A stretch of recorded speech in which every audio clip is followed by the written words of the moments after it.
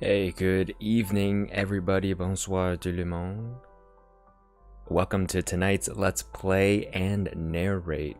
Tonight we're playing The Space in Between, which is an adventure, casual, indie, emotional dating sim developed by Emily Pitcher, Hsiao, Alan Guan, Hayden Nuyens, Elizabeth Han, Julia Lee Wei, and Richard Cheng, published by Sondering Studios on January 18th, 2021. The Space in Between is a free game available on itch.io, as well as GitHub and Steam. All three links available in the description below. And just a quick description, reading the description of the game. What if you could create your own constellations? The Space in Between is an emotional dating sim about Asian American identity, mental health, and stargazing. Meet June, a spunky Chinese American college student trying to make sense of her complicated relationship with her immigrant mother. This is the love story between her and Miles, a quiet artist who is recovering after a harsh past with mental illness. Emotional dating sim. This will be interesting to play. So thanks again for joining tonight, and let's get into this.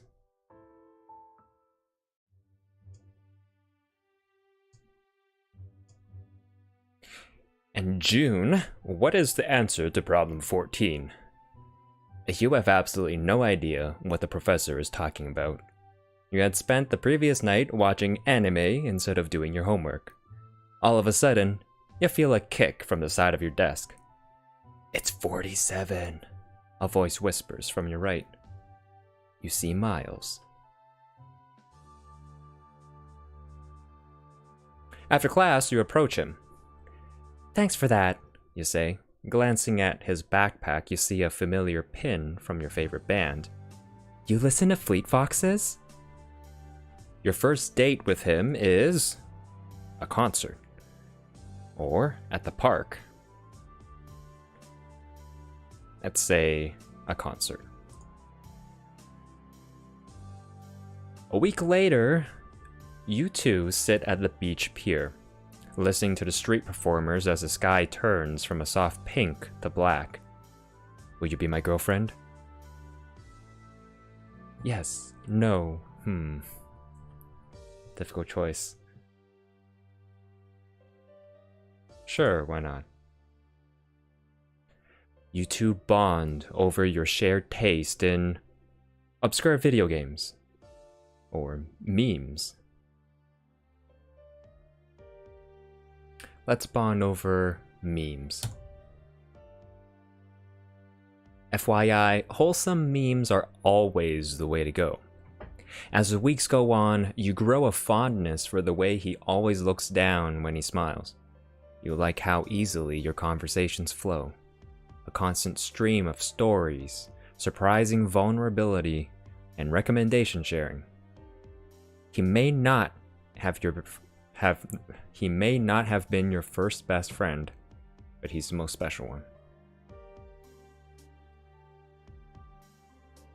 Because here is this guy who notices the way you can't help yourself when you get excited, who holds you when you need it the most.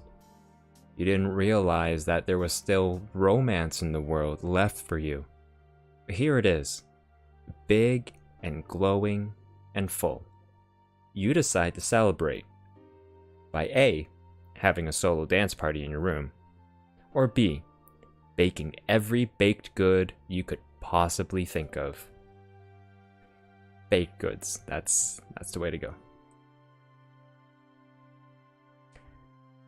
And so you make mediocre banana bread, but the joy is in the refining, and so you keep trying. Your friends don't even need to ask why you're smiling so much. He takes you to the lookout spot next to his suburban house, and you slow dance to A, Hannah Hunt by Vampire Weekend, or B, Golden Hour by Casey Musgraves. Neither of which have I ever heard. I don't think I've heard either of these songs.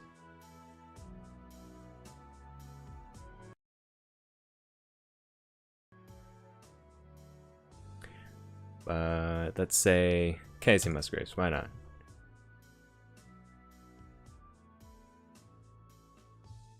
Baby, don't you know that you're my golden hour, the color of my sky?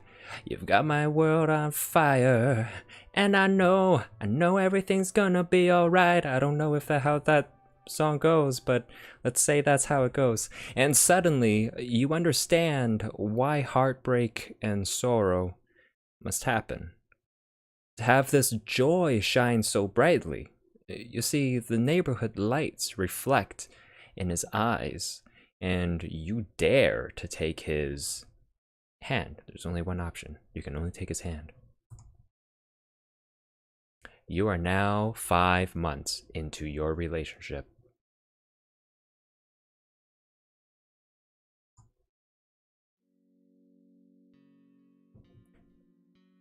I can't believe you're driving us 2 hours just to go stargazing. I officially won the boyfriend lottery. I like driving. Plus, it'll be nice with just us two.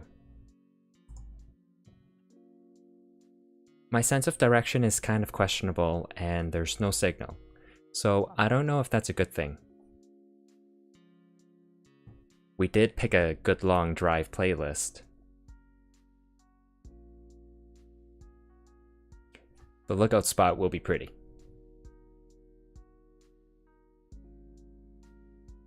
It's also in the middle of the woods. If a bear tries to eat us, you're fighting it, and I'm running for help. Glad to know you're committed to our safety. I am very committed. I'm the one devising the plan in case a bear mauls us. I bet I'm a faster runner than you. I got it. I distract the bear by seducing it, and you can run into the bear and knock it over. Then we both run away. The power of fear will motivate me to run faster. No, you gotta tackle that bear. That's how you do it. Yep. Best plan. I don't think the bear will be easily seduced. What? You're saying I'm not pretty enough for the bear? You're telling me, your own girlfriend, that she's uglier than a bear? That's not what I said. Yes, but that was what you meant. I tell you you're pretty all the time. Oh, I didn't know. What? You have a thing for bears. You want to break up with me, but you don't know how to break the news, so you're gonna let me die instead. Ooh, this, both of these seem very extreme all of a sudden. You have a thing for bears. No, I do not. That's why you think the bear won't like me, because you yourself want the bear. You're crazy. We should call this the bear dating simulator instead. That is not what's going to happen. I'm so glad that you're comfortable enough to share this with me. It's not true though. The first step to getting help for your bear problem is admitting you have one. Fine. If the bear comes, I'll attack and you run. I'm glad we could agree on the plan. I too am thrilled. I don't think I've been here since I was a kid. I didn't realize how beautiful it is here. I'm so used to the city. Yeah, there's no one here. Let's set up the blanket and lay down. I have to click the continue button.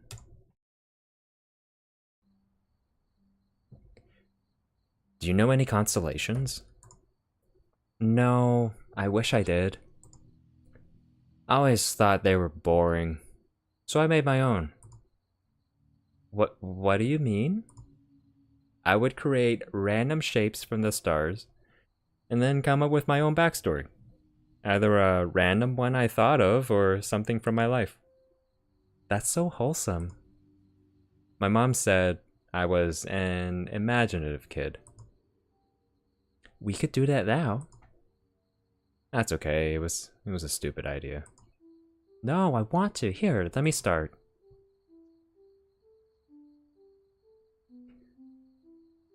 You are now stargazing with Miles. To form a constellation, click and drag between pairs of stars until all edges of the constellation are visible. To find more constellations, move the mouse to the edge of the screen to scroll across the night sky. Completing constellations will unlock more constellations. Almost like a pyramid scheme. Have fun. I shall.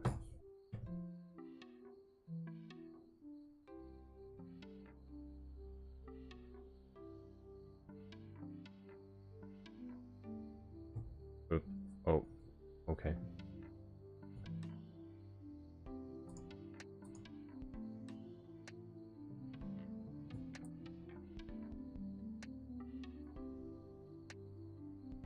I see the pond at Boston Commons.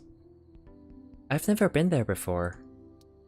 It's this super pretty park that's right next to downtown. I used to go there a lot when I lived there. I wish there was a spot like that where I lived. It was just playgrounds, which no one really wanted to hang out at.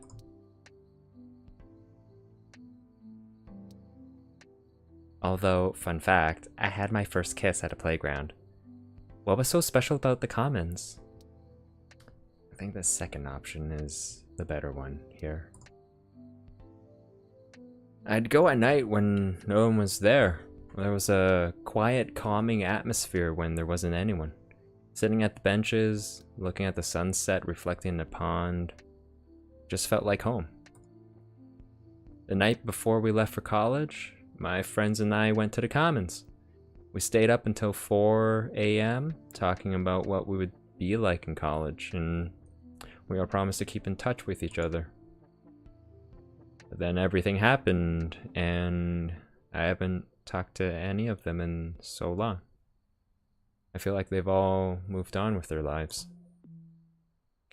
It's never too late to reach out. They probably wonder where you are. Yeah, but I kinda ghosted them when I took my quarter off.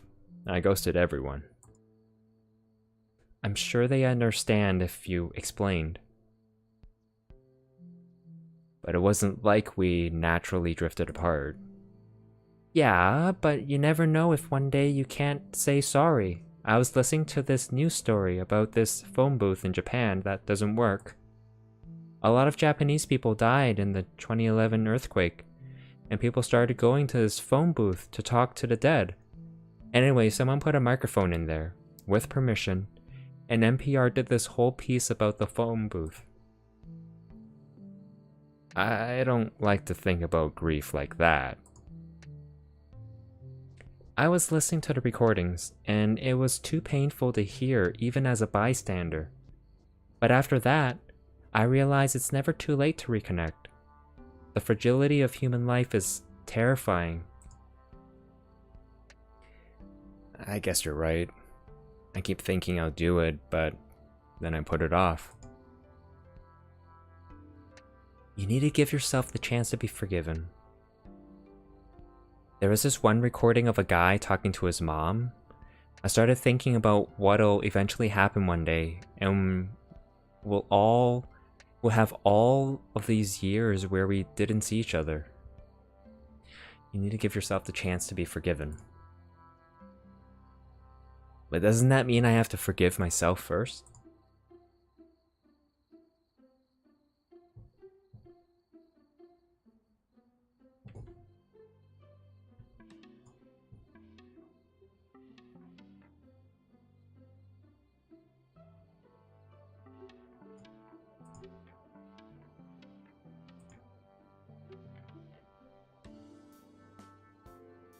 I see a camera. I was thinking, what if pictures could do more than just show you how something looked? Let's say you took a picture of a landscape. You could also smell the fresh air there. You could feel the ground. You could basically feel like you were there. I feel like that's a recipe for disaster. That's just a bigger incentive for me to not leave my house. You could use it that way. You could be on a call with your friend, look at a picture of Paris, all while being in your PJs. Photojournalism would be on a whole new level. People who are in long-distance relationships would love this. Do you think you could do one?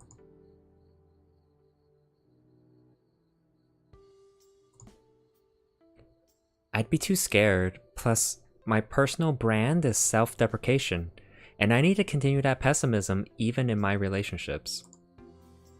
That is not your personal brand. I honestly just don't know if I have the endurance of being in a long-distance relationship without freaking out.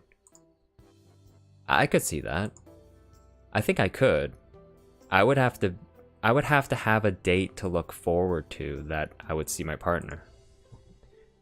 You know, about your camera idea, I think it'd be interesting if we could do that with pictures of ourselves at different points of our lives.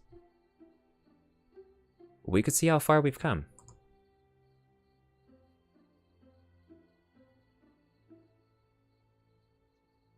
Your therapist would love that. There are times when I'm sad where just a reminder that I was once happy is enough. Thinking about good memories when I'm sad just makes me feel like being happy is further away. That's the ebb and flow of life. Then I wish life would stop ebbing so much. If we could put a barrier to be like, I'm only allowed to be this disappointed in myself, then that would be great. You have nothing to seriously be disappointed in yourself for. Oh, trust me, there's some deep-rooted regret within myself. Relatable. Do you think that's why we're dating? Because we both deal with things way beyond our mental capacity? Yeah. Probably.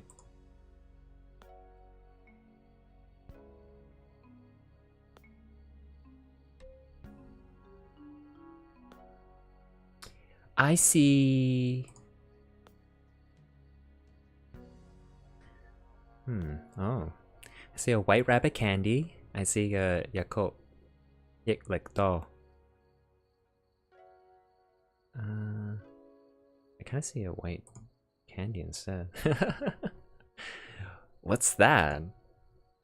It's a Chinese milk candy. My parents used to buy it for my friends and me to eat when I was younger.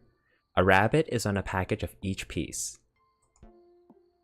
I've never seen you eat one. It makes me think of my mom. Maybe it's time to change that. Right. I didn't mean to bring it up. I had a family friend who was my age. My mom would let me sleep over at her house, and her mother would give us white rabbit candy. It's weird to think about the good times growing up. As a kid, my kryptonite was Jolly Ranchers. My mom got so tired of hearing me beg, she bought me this bulk supply. I ate so many, I threw up.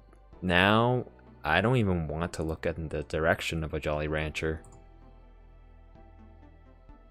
So, my favorite candy makes me think about my questionable relationship with my mother and yours of throwing up. It seems that's the case. You know, there was this one time our Chinese school teacher was sick, so my mom was our substitute. Everyone loved her. She'd tell stories during class, and she made learning Chinese entertaining. I was so proud. Everyone told me they wanted my mom back. why do you think she changed so much? That's a complex question I'm still trying to figure out the answer to. Honestly, it's probably best that you don't know. Not to be harsh, but I don't think the answer's pretty. Knowing wouldn't change anything. She's probably going through her own issues, or something. God has favorites, and I'm definitely not one of them. I don't think that's how religion works. To be fair, none of us know God, if he's even out there. I think every religious person would disagree with you. Look, God, hear me out. You're really addressing God right now.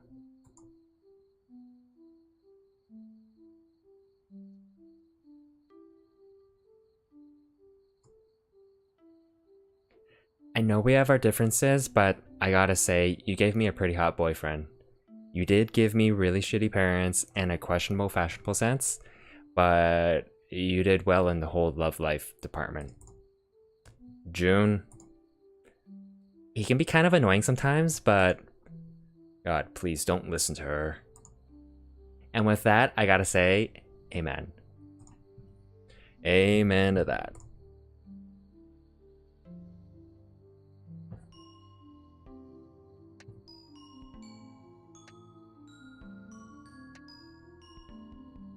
I see a record. I see a CD. I see neither of those. I see a record. Why a record? I always had this dream to hang up record sleeves on my wall. Before I went through life trauma, I thought life's problems could be solved through listening to a good song. I wish I could be that naive. Now, it just represents a person I can never be again.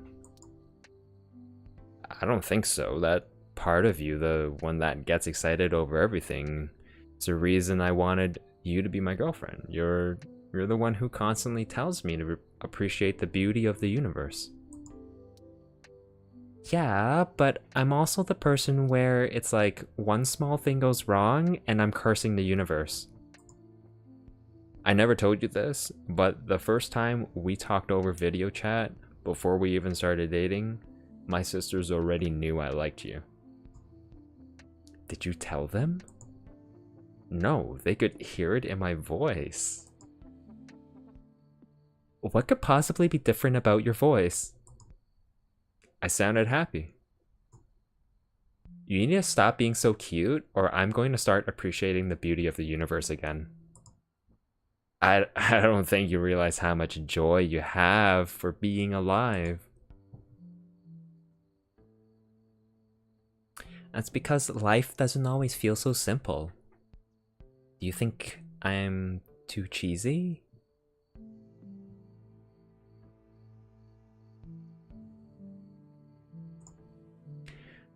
No, I think we need cheesy in the world.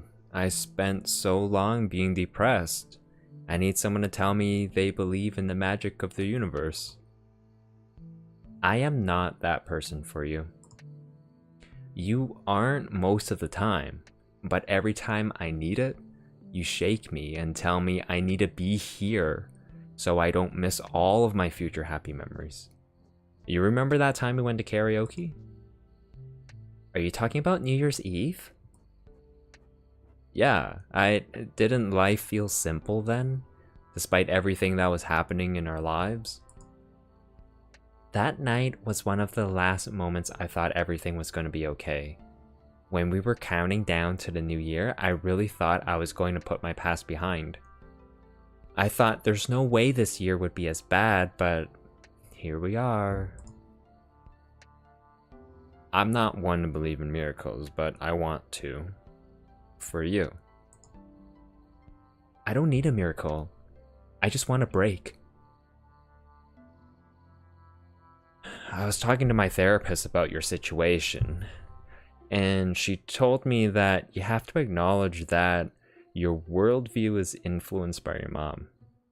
Sometimes the negative self-talk isn't you, it's you mirroring your mom. your therapist is onto something. She usually is.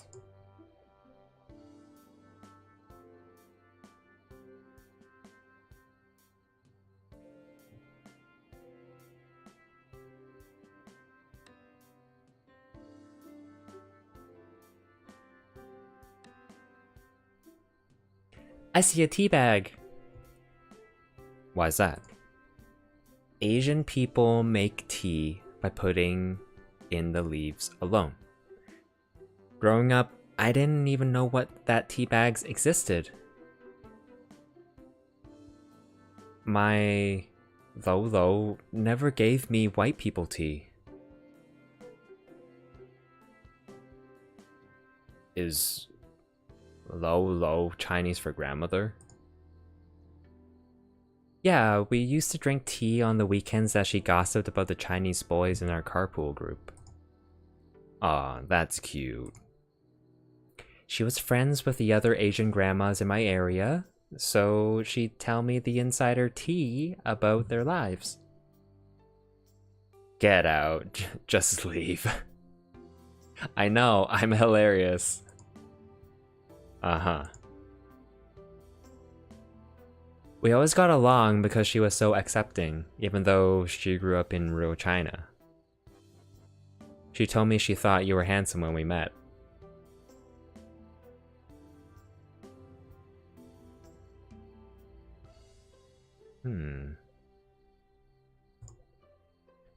Even though my grandma spent most of her life in China and worked in physics, she was actually okay with the fact that I like to write.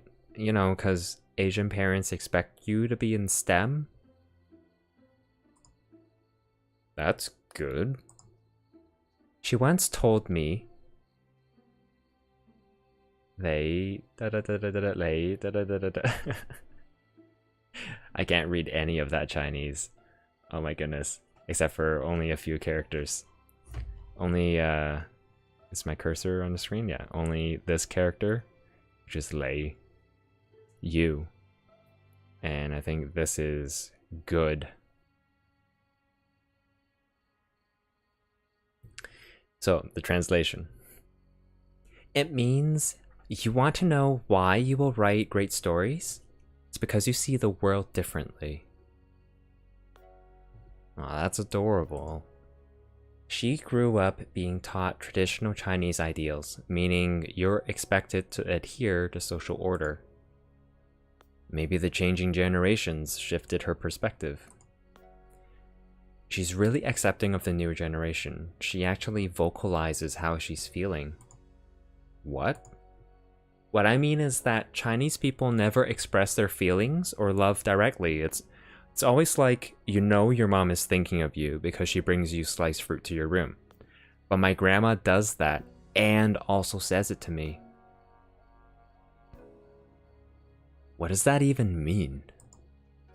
You know, like when I'm studying, my grandma would drop off apples to my room so I have a snack. That's how I love you in Asian terms. They should change the definition of oi in the Chinese dictionary such that it means bringing produce to your door.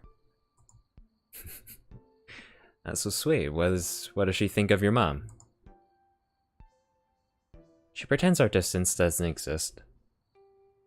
If we're talking the 5 stages of grief, my grandma is a mixture of denial and bargaining.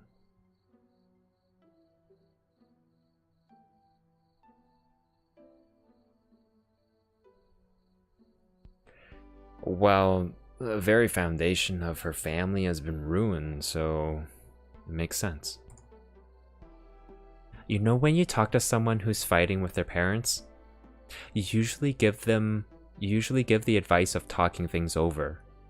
At least eventually. I was talking to Reese and he said, you need to cut your losses and move on. That's how you know I gotta reach acceptance. Do you think that's even possible in your situation? Then what's the alternative? Lamenting my family until I'm paralyzed? Hope. I have to hold on to hope. That's all I've got, really.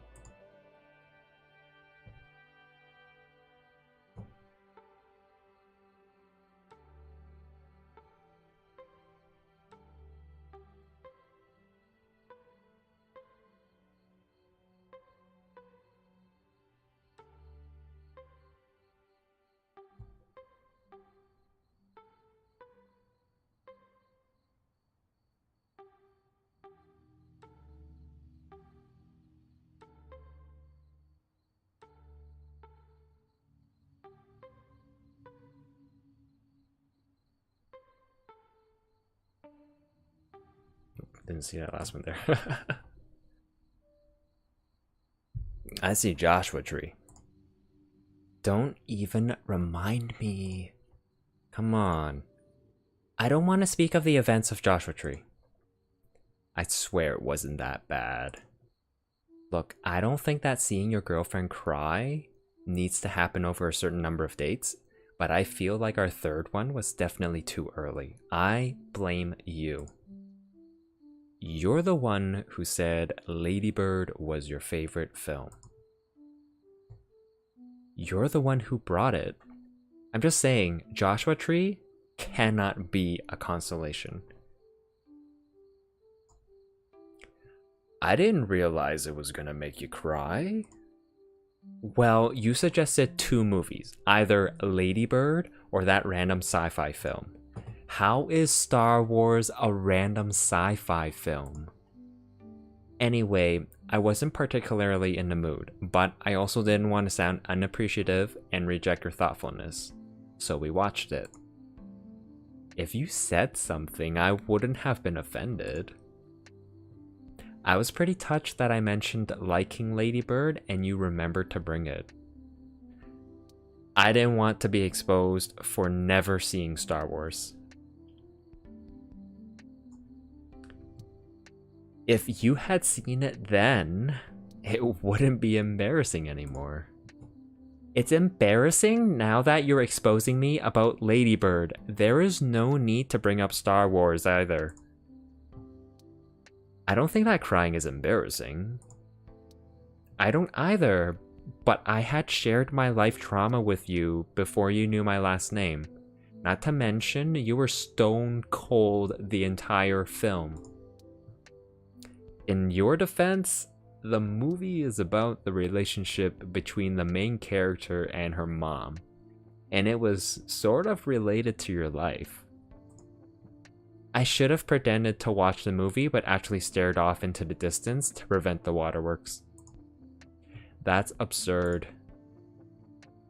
We were at Joshua Tree. Why would you bring a movie there of all places? I figured maybe we'd have some downtime if we were tired of hiking. You should have brought a board game instead, which not a bad choice. We alternatively could have made out the entire time.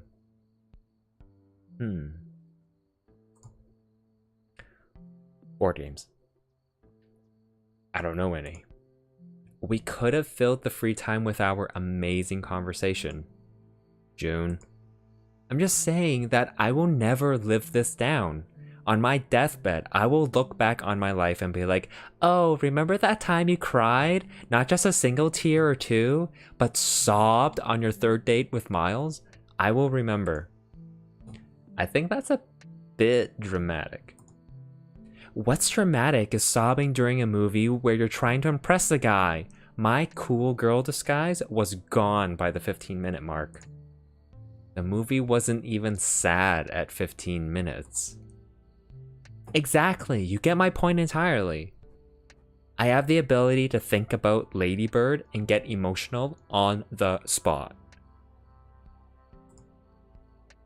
You see yourself in the movie. That's an emotional thing. My whole thought process with that movie is absurd. Then what is it? The reason I cried so much at Lady Bird isn't just that I see so much of my mom in her mom. It's because they're able to reconcile at the end, while I'm not able to. Aw, June, that's a perfectly valid reason to cry. All of these books and movies where if you just wait around long enough, they'll come by. But this is my real life. One that can't be wrapped in a nice, succinct ending. There's this moment when Lady Bird goes, I wish that you liked me. And her mom replies, of course I love you. But then she's like, but do you like me? And honest to God, I don't know whether I would ask a question with like or love, because I don't think I'm ready to hear the answer to either. June, you shouldn't be ashamed of any of that. You know, at my high school graduation, my mom got mad at me for wanting to take pictures with my friends. She was grumpy the entire night, yelled at all of us during dinner, then straight up refused to talk to me. Straight up refused to speak to me. And it was like, I know high school graduation is stupid and meaningless, but it's like, I just wanted to have one day where I could feel like a normal kid with normal parents. And you know how Lady Bird ends. Wanting your parents to be proud of you is human. There was one time I went to my friend Cindy's house. Her sister let me borrow her clothes, and they helped do my makeup. Her parents saw us dressing up and ordered us sandwiches, and we all watched a movie together. They were like, we do this every Friday, and it was like, why can't my family do something this simple without screaming at each other's throats? Why can't they let me pretend that everything's okay? I'm never going to understand the nuances between you and your mom, but feeling frustrated over your relationship with her is normal. I don't know anyone who wouldn't be frustrated. I guess I wanted to have something completely separate from my mom, where I didn't have to talk about her because I know it confuses people, and I didn't want to deal with feeling misunderstood by more people. Oh, June, I'm sorry you're going through this. Thanks for listening. Always.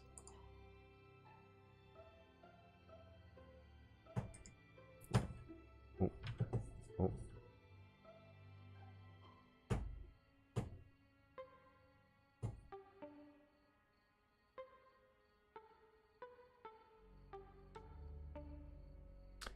I see a peach.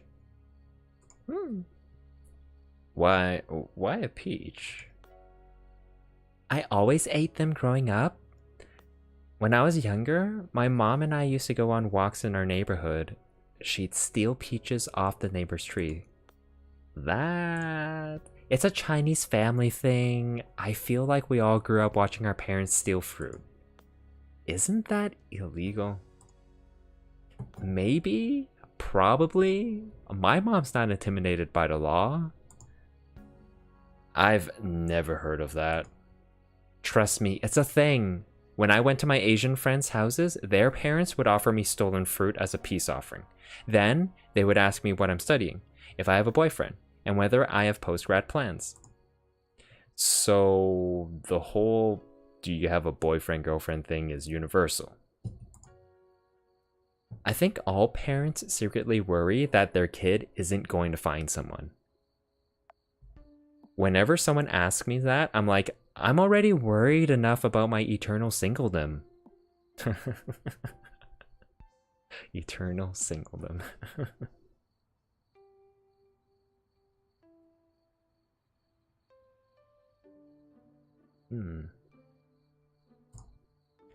Have you actually said that? My friend's mom once asked if I had a boyfriend, and I was like, I'm trying my absolute best. Don't you worry. Oh my god. Seriously, they ask as if boys are pursuing us left and right, but it's more like we are hustling to find a man. Then what happens if you find a boyfriend? They ask all of the questions normal people are too afraid to ask. They secretly gossip to my friends about whether he is a man of quality. There's so many very specific parts of Asian American culture that we just automatically understand, like the whole fruit tree thing and dating. I was talking to Rebecca the other day about growing up as an Asian kid, and she was like, I was so embarrassed of what our food smelled like at lunch. I realized that was also me. People made fun of me because they said it smelled weird. I guess I never realized that other Asian kids went through the same thing. Dang, if you had that for lunch, At high school, yo, I never had that. And this is I'm guessing this is like a piece of salmon with a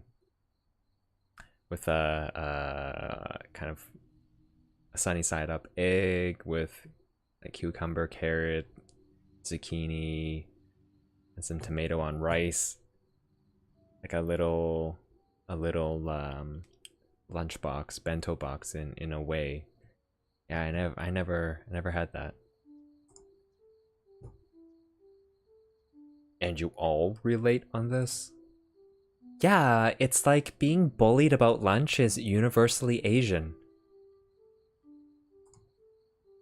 I never even noticed that people made digs at Asian people for that. Yeah, people made math and rice jokes, but I didn't realize that it was as intense as that. None of it was overt, I hate Asian people, but it was these subtle comments that slowly chipped away at my identity.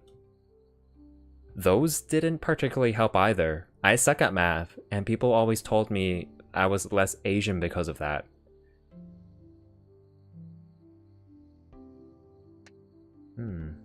Both of these are very plausible responses. For me, I feel some sort of connection to being American, but it's more something I go through the motions of. It's not like I hear some guy's life story and think, that's me. I was talking about it to my friend, and it's like, we don't want to be known as just Asian, but everything we do is influenced by our Asianness. That's what a lot of people miss.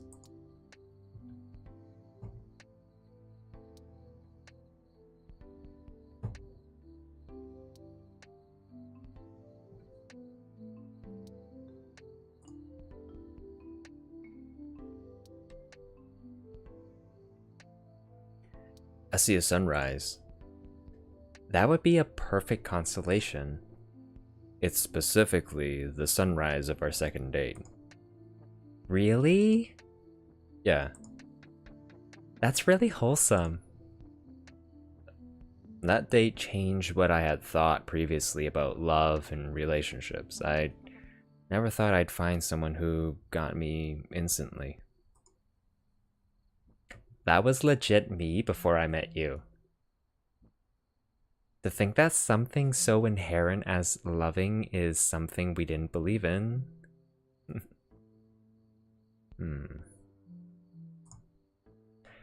Men who have the personality of a wet piece of bread do not doubt their ability to find a partner. But here I was wondering for days on end if I would ever get a boyfriend.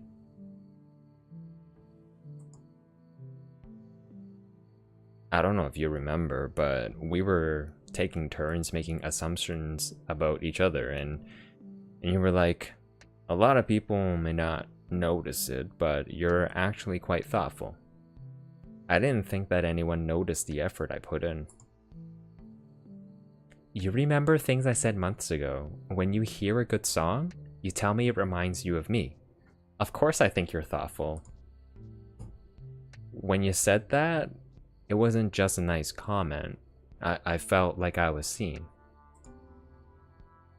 I didn't want to just see you. I wanted to see you as you are. I never really thought people cared enough to try. I barely made any friends my first year of college, and I basically lost all of them the next semester when I took time off school for my depression. I was stuck in my hometown, while all of my high school friends were somewhere else for college, which basically just made it worse. That must have been difficult. You were taking care of yourself, which was the best thing you could have done.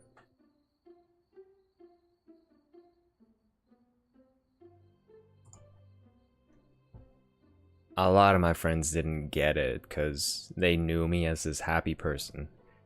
And everyone moved on from me when I stopped putting in effort. It was barely better than the time I took off. I bet they didn't know what to say once they realized you changed. So then when I met you and you kept talking to me, even though I was pretty awkward, I felt like I finally had someone. I didn't realize I had that impact on your life. I've tried to fit in a lot. I joined the school newspaper, I tried to talk to people in class, but I never felt like I belonged. They all just tolerated me, but you made an effort to see me for who I am. I kind of had this thing, it's called a crush on you. Well, you came into my life right when I needed it the most. It's funny you say that because I felt like meeting you was the universe's way of being like, here's something your way for the shit we've put you through. When we first met, I figured you found me annoying. I was way more preoccupied by thinking I was annoying you. We should have just been honest with each other. I was too much of a wuss with you, to be honest. Yeah, you really were. We all have our wuss moments.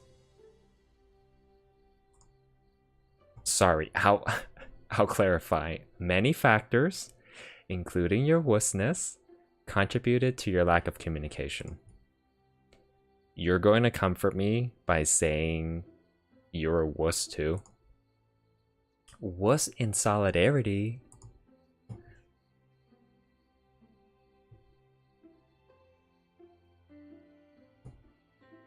I'm gonna say this is a rainbow or pizza. I see a volcano. My friend Catherine used to call me Volcano Girl. I see that mountain in your neighborhood, the one we drove to last time I visited.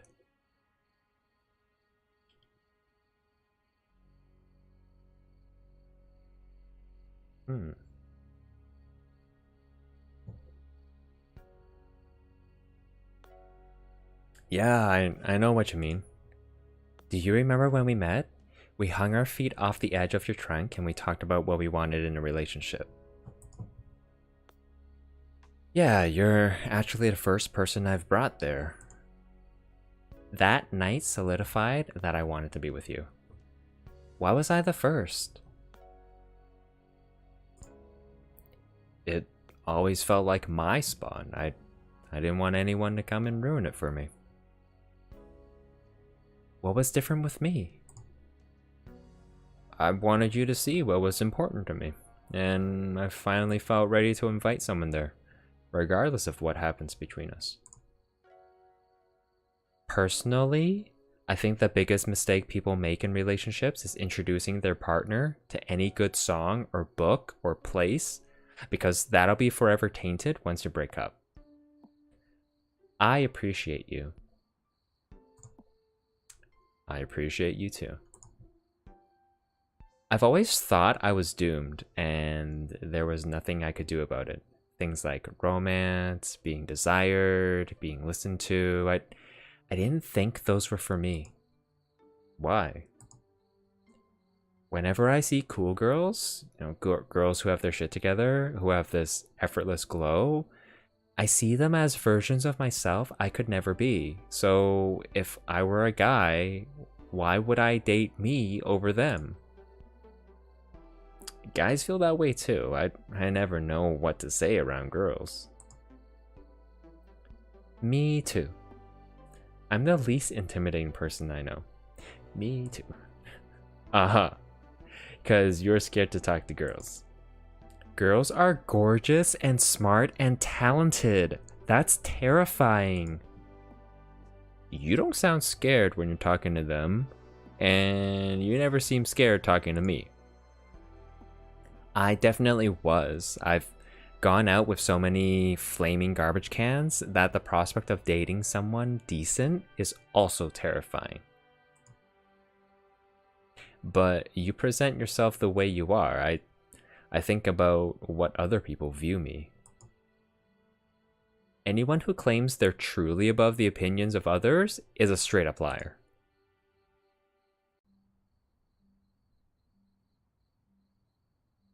I gotta scroll all the way to the side.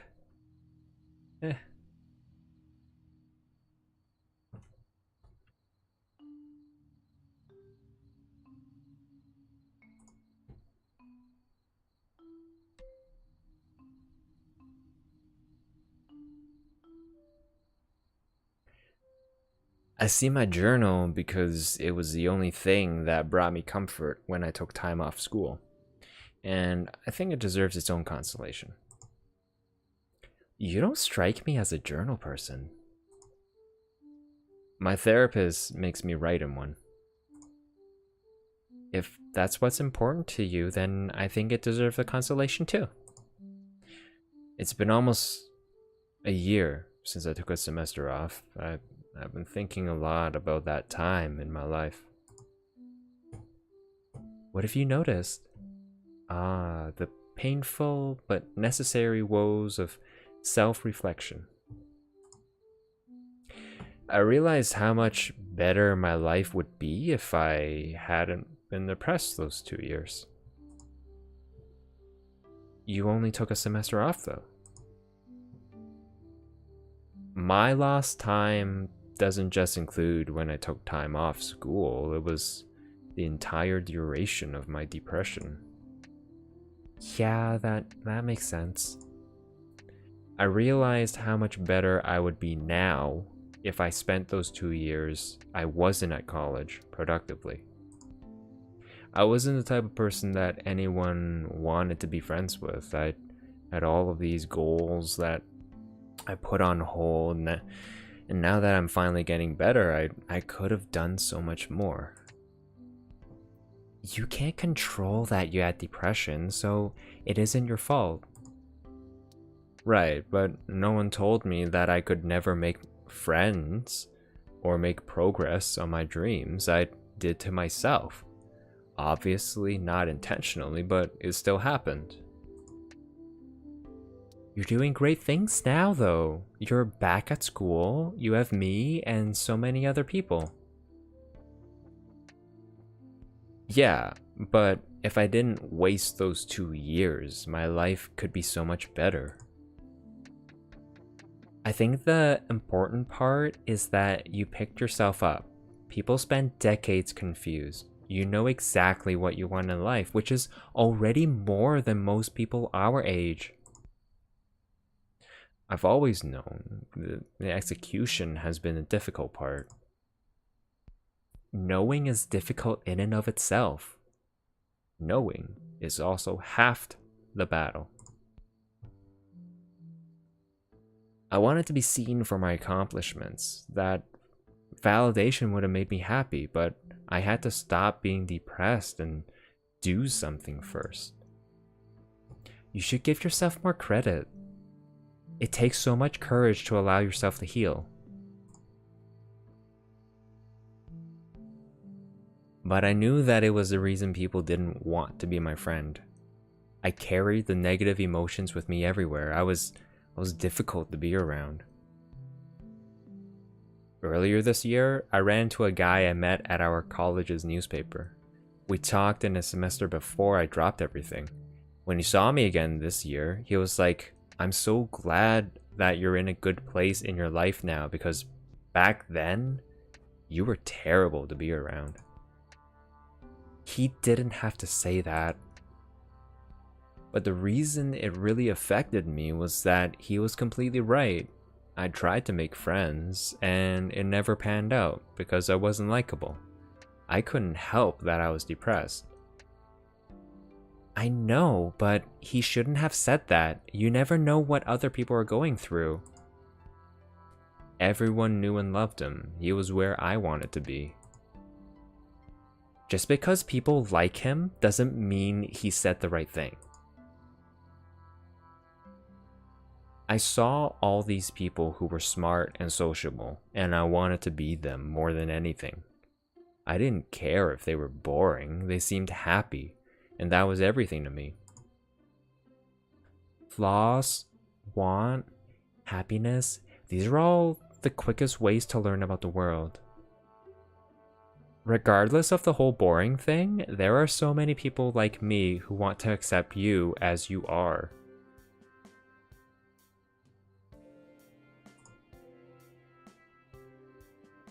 I've learned that now, but after so many years of being left out, it's hard to drop that mindset. The painful parts of myself, the toxic thinking, the insecurity, the mental illness, it seems so big that people never wanted to be with me. But mental illness isn't who you are. You are an amazing artist, you're a good boyfriend, and you see people for who they are. I recently met this guy in my class. I realized that we did the same type of art, so I looked him up. I saw his profile and I realized that he was the real deal. While I was back at home, he was refining his style. You could do that. You're already off to the right start. I don't know though, if I could ever reach that level. I don't know if my best will ever be enough. And now I have all this lost time.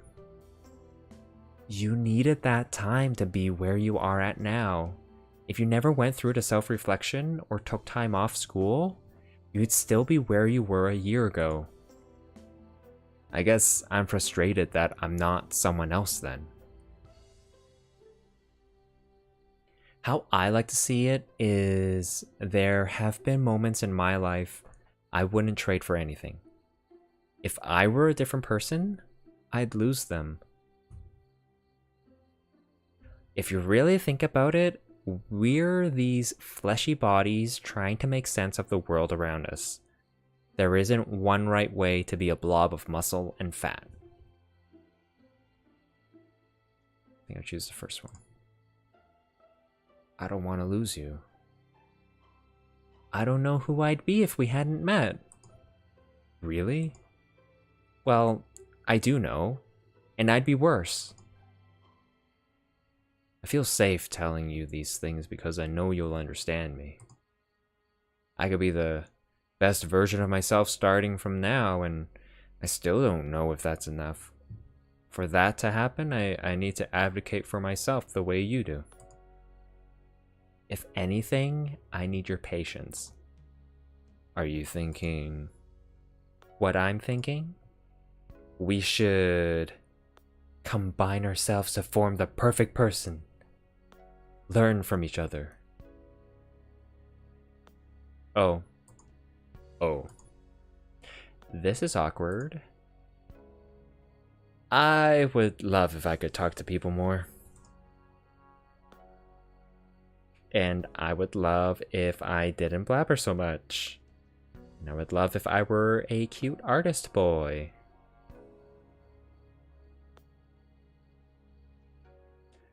We would make a great person. Agreed.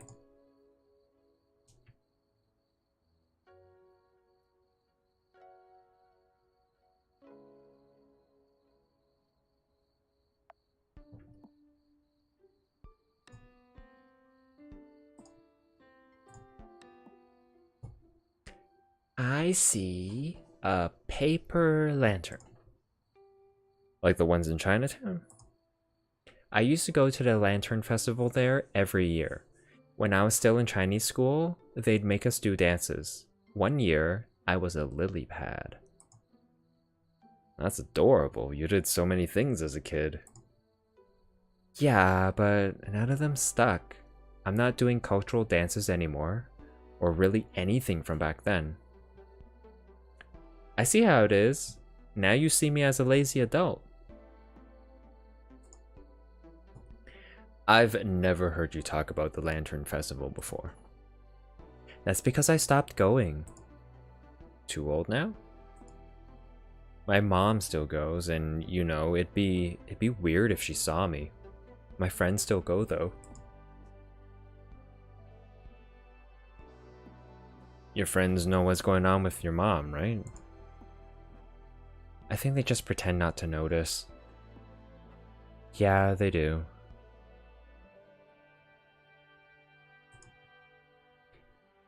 I'm sure they don't want to make you feel awkward. I appreciate them for it because I can at least experience the nice parts of being Asian. Like what? Seeing a Chinese person at a party and immediately feeling at ease.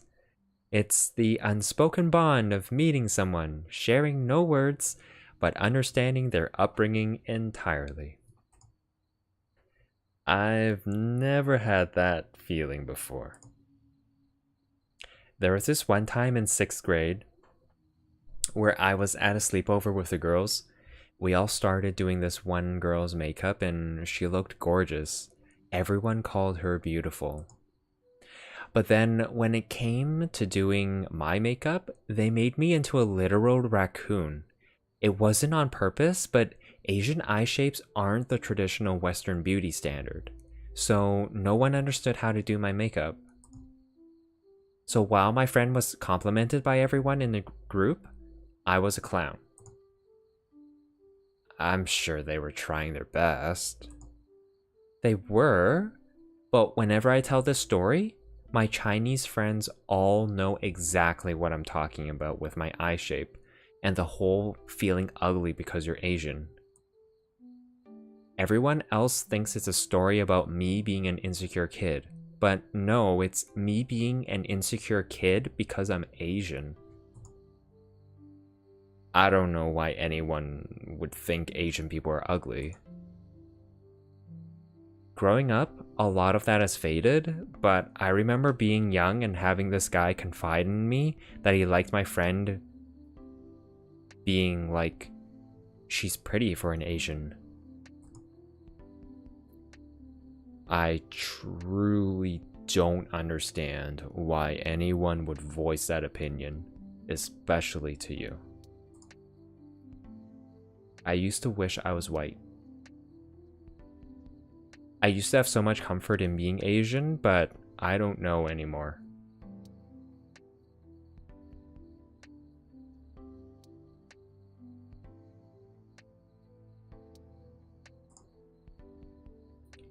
I hated being Asian as a kid, and all of those best parts of my cultural identity are no longer there because my parents and I don't talk. I don't know, June, the way you describe your Asianness, the market, stealing fruit, it really sounds like you haven't let go. I remember these things, but they're no longer a part of my life. Sounds like you carry them with you. I guess. No, really, if you asked me to describe the American experience, I'd say something general like our crazy political climate, but you describe these parts of your life with so much detail. I just don't know if the Asian community accepts me. It doesn't help that my family is the black sheep of the Asian community. They should understand that it's not your fault. You know how you see your parents this one way when you're a kid, but then you grow up and you have this big realization my parents are actually regular people? I went through that, but I realized my mom isn't even that. Your mom is human, but your realization is more sad than humbling. I don't think my mom is this evil person. I think she's someone who can't control her temper to the point where I can't have a relationship with her. You can't control who your parents are. Some people let that bad luck define them.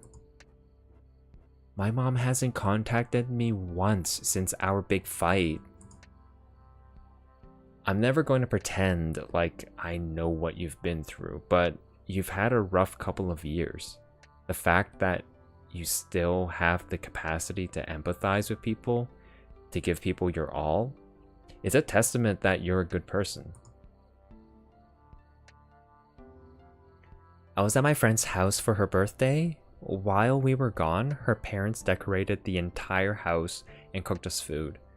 We got back and everyone had dinner with them. My friend deserves all of these things, but the whole situation feels more fantasy than what normal parents are like to me. Her mom asked about my parents, and it's like, what am I supposed to say? I don't speak to my parents. Actually, they're still alive? You could put it at, we live separate lives now. Yeah, but then I'm the one bringing down the mood. I'm the one ruining the group dynamic because I have issues. That's not your fault, though. I want to go where no one knows my name, where I don't have to think about the person I'm supposed to be. It doesn't matter how much you run, it'll catch up to you eventually.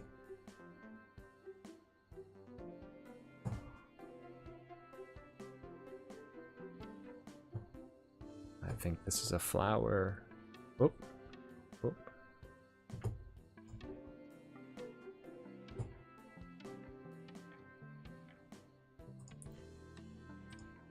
Oh, it's a lamppost. I see my neighborhood streetlight. Why's that? When I was about to go off to college, I'd lie under the streetlights with my friends, and we'd talk about life. Ah. I spent my whole life wanting to see more. More city, more people outside of my bubble. But once I left, I realized that there was actually so much life already in my hometown, as suburby as it is. You always call it boring.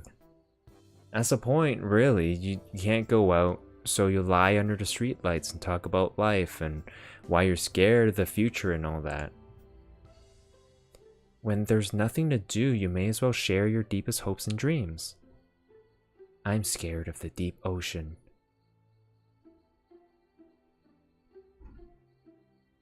I'd like to think a great scholar said that. Who would this great scholar be? Me. I said this. Well, scholar or not, I think you're right. A lot of my secrets were shared under a streetlight at night. The stars hold all our secrets. That's pretty intimidating. The amount of times I've shared my secrets because it was late at night and I was in my feels is embarrassing. Then, the next morning, I'm like, mistakes were made. I know the feeling.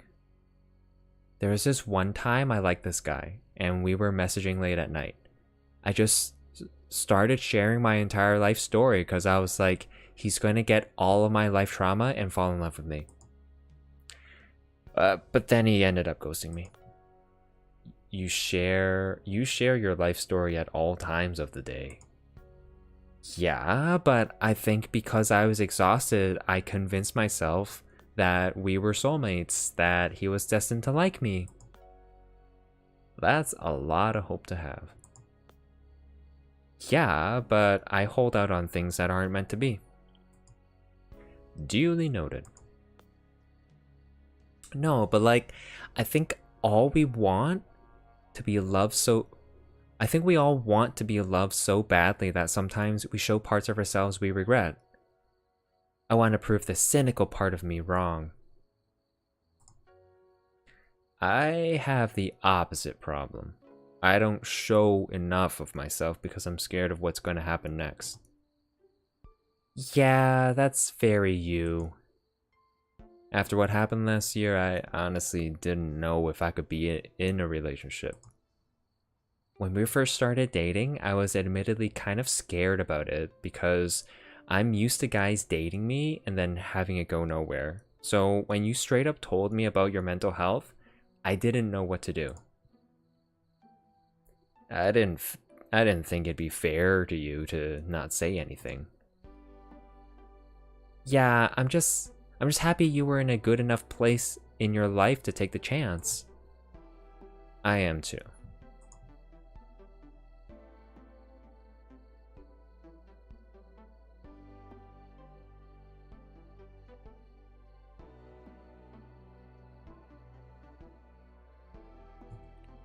Hey, June? Yeah? I really hope you know how amazing, resilient, and special you are. No matter what my current situation is, I hope you know you can always talk to me. I'll always be there for you. Miles shifts his body to lean towards mine, our faces so close I can hear his breath. You're my person. I used to dream about what being in a relationship was like. I had all these fantasies about guys throwing rocks at my window and making me playlists to fall asleep to. But what has happened between us is even greater than anything I could have imagined. No matter what's happened in my life, having you here has made it all worth it. Really? You're worth it all. You are the rightest person in any room. Remember that one time you walked me home after the Father John Missy concert? Yeah. You told me you wished your past self could see you now? I remember. I wish my past self could see me now. Stars shoots across the sky. Did you see that? I've never seen a shooting star before. Then you should make a wish. I did. What did you wish for? I don't think I'm supposed to tell you. I don't like this rule about wishes. You'll know what it was soon enough. Really? Let me tell you this. What I wished for just came true. Just now? I wished that I could fall in love this summer. And I did. I love you. I love you too. Not just that, I love how you are unapologetically yourself no matter what. I love how you dance when no music is playing. I love how you get excited over the smallest things, like seeing your favorite food at the grocery store. I love that you have the worst luck when it comes to dating, but you still took a chance on me. I love the way you say yes to all of my weird ideas. I love that you get more beautiful and determined each day I know you.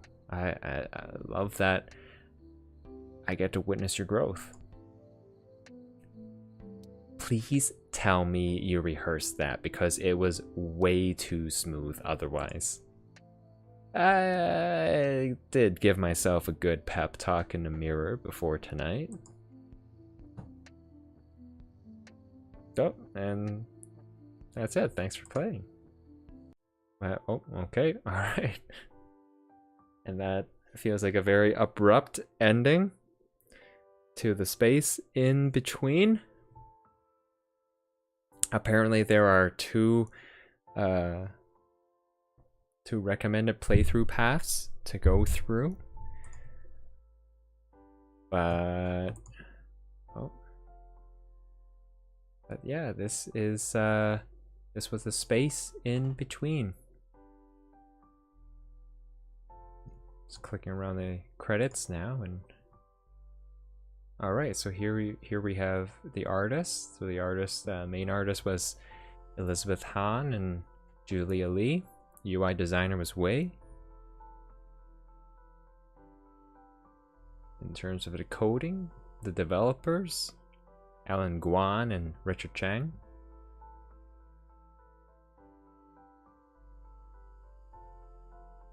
For the writing, the team lead and writer was Emily Pitcher.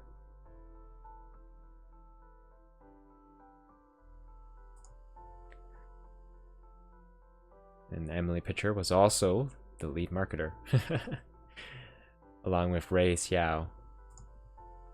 And music was by Hayden Nuyens, composed and produced. Alright, well, that's it for the space in between. Thanks for joining us tonight for this Let's Play and Narrate. Join back again on Sunday morning at 10:30, where we will go through the mysterious affair at Styles, chapter 8, I believe. doing a live reading through that book by Agatha Christie. The mystery, climax of that mystery is closer and closer now. We just finished the inquest and Poirot pays his dues. Now we're going deeper into the mystery. Join us again at 10:30 a.m. Eastern on Sunday, where we'll go through that. Thanks again for joining. Have a great rest of the evening where you are. Stay safe.